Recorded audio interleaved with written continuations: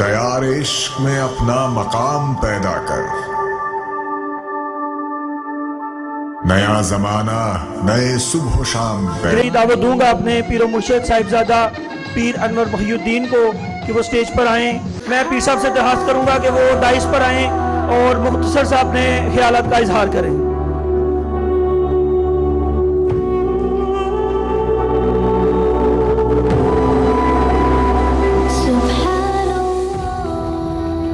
نحمدہ ونصلی ونسلم علی رسولہ الکریم، اما بعد فاعوذ باللہ من الشیطان الرجیم، بسم اللہ الرحمن الرحیم۔ لاکھوں کروڑوں درود و سلام آقا کریم صلی اللہ علیہ وآلہ وسلم کی پاک ذات پر اور آپ کی آل پاک پر۔ میں مشکور ہوں ملک شکیل صاحب کا اور اپنے مرید کا کہ انہوں نے دعوت دی اور ہم حاضر ہوئے۔ یہ وہ گلشن ہے جو 2-3 سال پہلے ہم نے اس کا بیج لگایا تھا، اور اللہ کے فضل سے آج کافی رونقیں زیادہ ہیں۔ تو دوران تقریب میں وہ بیٹی تقریر کر رہی تھی زرین، تو وہ عبادت کا ذکر کر رہی تھی۔ انسان اور جن جو ہیں اللہ پاک نے ان کو اپنی عبادت کے لیے پیدا کیا، تو یہ ٹاپک اکثر آستانے پہ ڈسکس ہوتا ہے، تو میں اس پہ تھوڑا سا گوش گزار کرنا چاہوں گا کہ عبادت جو ہے اگر تو صرف نماز ہے تو پھر تو وہ 5 وقت کی نماز ہے اور اس کے لیے ایک لمیٹڈ ٹائم مقرر کیا ہے، اس کے علاوہ تو اس نماز کو ادا کریں اور اپنی عبادت پوری کر لیں۔ لیکن اگر تھوڑا سا سمجھا جائے تو عبادت صرف نماز نہیں ہے، حصہ ضرور ہے عبادت، نماز عبادت کا حصہ ضرور ہے، لیکن یہ مکمل عبادت نہیں ہے۔ مکمل عبادت کے بارے میں ارشادات قرآن حدیث کی روشنی میں اگر آپ دیکھیں گے تو مختلف جگہ پہ مختلف ذکر ہیں عبادت کے سلسلے میں۔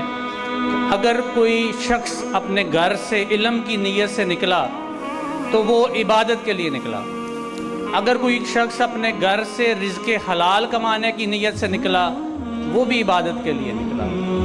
اور دوسری طرف آقا کریم صلی اللہ علیہ وسلم کا ارشاد پاک ہے کہ علی کا چہرہ دیکھنا عبادت ہے، خانہ کعبہ کی زیارت کرنا عبادت ہے۔ کچھ عبادات کا تعلق ڈائریکٹ انسان سے ہے، کچھ کا معاملات اللہ اور اس کے بندے کے درمیان ہے۔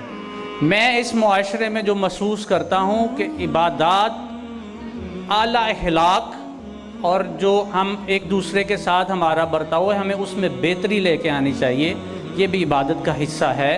کسی بھوکے کو کھانا کھلانا، کسی کمزور کی مدد کرنا، کسی مجبور کے کام آنا، یہ سب عبادت کا حصہ ہیں۔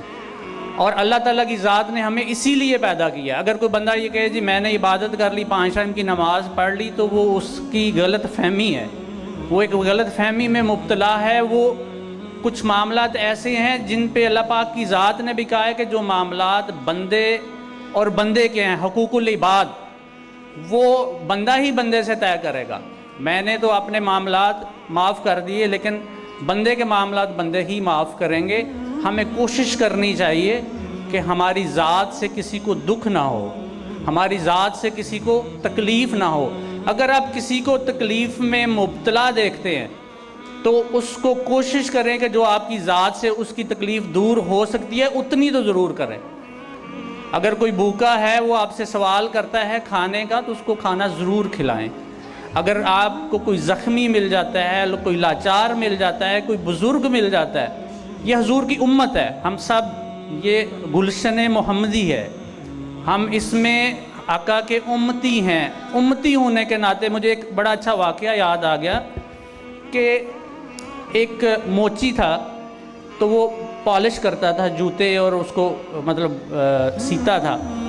ایک بڑے اچھے عالم گزرے تو انہوں نے اس کا چہرہ دیکھا۔ جو اللہ والے لوگ ہوتے ہیں ان کو چہرہ دیکھنے سے کچھ چیزیں پتہ چل جاتی ہیں۔ وہ رک گئے، انہوں نے پوچھا کہ یار تمہیں یہ ساری عنایات، یہ برکات کیسے ملی؟ تو وہ سوچنے لگا، تھوڑی دیر بعد اس نے کہا جی آپ اپنے جوتے اتار کے دیں پھر میں آپ کو بتاتا ہوں۔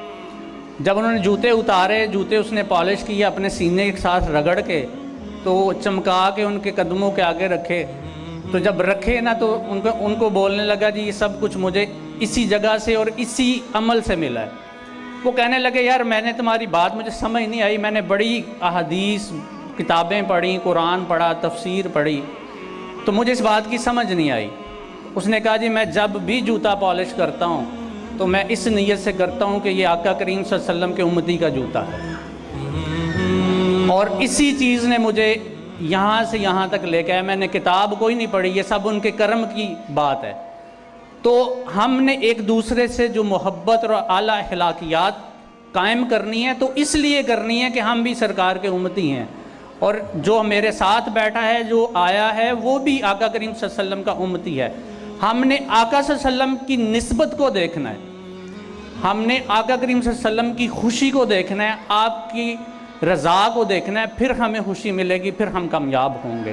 اللہ پاک لاکھوں کروڑوں رحمتیں کریں. آپ سب لوگ آئے, میں بھی مشکور ہوں, ملک صاحب بھی, سر کاشف صاحب, ملک امجد مونگڑ صاحب, ملک طارق صاحب, شاہ صاحب. تو اللہ پاک آپ کا آنا جانا قبول فرمائے. سبحان